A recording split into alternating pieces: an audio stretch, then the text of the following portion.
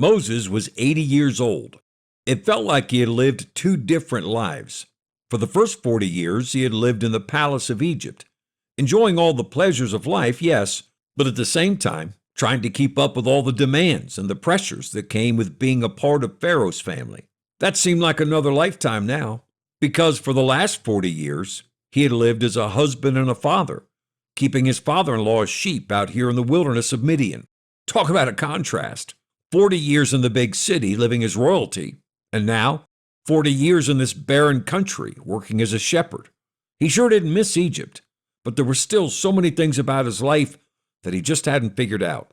Today, Moses and his flock were on the backside of the desert near a mountain called Horeb. As Moses walked along, lost in thought, he suddenly saw flames off in the distance. A bush was on fire. What in the world? It was odd enough that this fire had begun with no apparent cause. But as he stared at this burning bush, walking closer to it, the fire wasn't dying down. It just kept burning. And then a voice spoke to him from the bush. "Moses, Moses." Dumbfounded, Moses answered, "Here am I."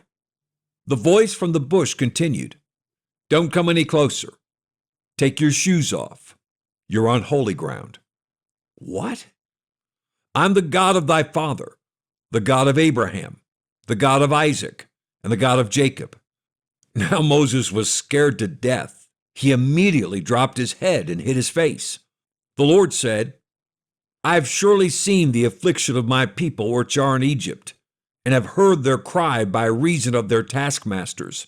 For I know their sorrows, and I am come down to deliver them out of the hand of the Egyptians, and to bring them up out of that land unto a good land and a large, unto a land flowing with milk and honey. Now therefore, behold, the cry of the children of Israel is come unto me. And I have also seen the oppression wherewith the Egyptians oppress them. Come now therefore, and I will send thee unto Pharaoh, that thou mayest bring forth my people, the children of Israel, out of Egypt." Whoa, what? There's no way Moses could do that. He objected. "Who am I, that I should go unto Pharaoh, and that I should bring forth the children of Israel out of Egypt?" But God assured him, "Certainly I will be with thee, and this shall be a token unto thee that I have sent thee. When thou hast brought forth the people out of Egypt, ye shall serve God upon this mountain." Moses' whole world had been turned upside down in just a matter of minutes. But this is the God of Abraham talking to him, the God his mother had told him about when he was just a baby. But then again, Moses barely knew this God, so he objected a second time. "Behold, when I come unto the children of Israel, and shall say unto them, The God of your fathers hath sent me unto you, and they shall say to me, What is his name? What shall I say unto them?" And God told him, "I am that I am.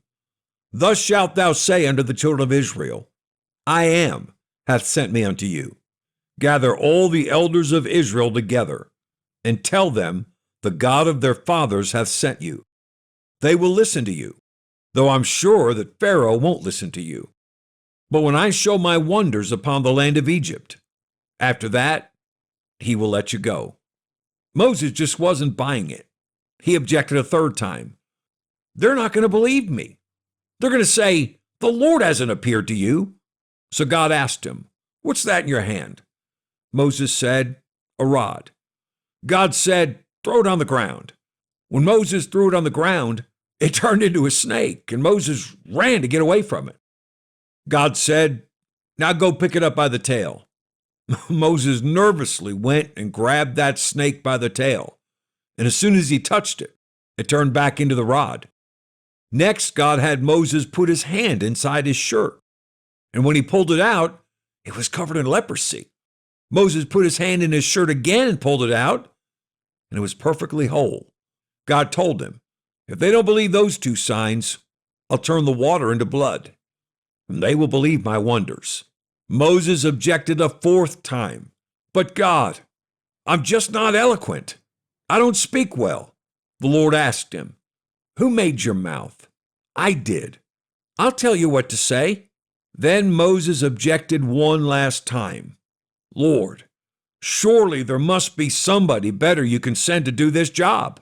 And the Lord answered Moses angrily, Your brother Aaron speaks well. I'm sending him out here to get you, and I'll tell you both what to do and say. And then God said, Aaron shall be to thee instead of a mouth, and thou shalt be to him instead of God. Aaron did come to Midian to find Moses.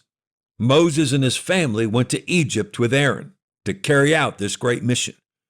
And God used them to do a work that the world is still talking about 3,500 years later. Christian, when God calls you to do a work for Him, He already has it all planned out and provided for. Stay the course.